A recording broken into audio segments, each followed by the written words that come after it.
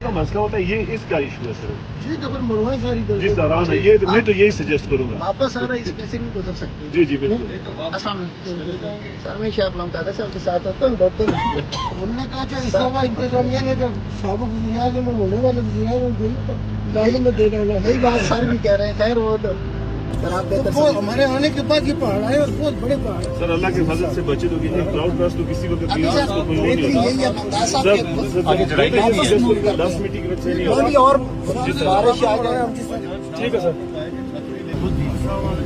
वालेकुम सलाम, क्या हाल है?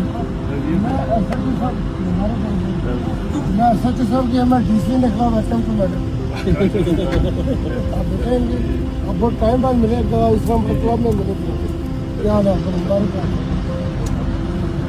तकरीबन 100 टन से ऊपर के पहाड़ हैं जो हमारे नेटवर्क में बता रहे हैं। ये जो आ रहा तो लकीली हमारी एक गाड़ी आ गई हमारा नेटवर्क आ गया बहुत मतलब इसके अंदर छोटे जो क्लाउड बेस है उनके नाम क्या पाते किसी को पहले क्लियरेंस लेती है कि क्लियरेंस आ गई। अल्लाह का शुक्र है वो लोकल हमारे लोग इंसिस्ट कर रहे थे वो यहाँ पे इसमें दूसरी हमने निकाला वहाँ से हमने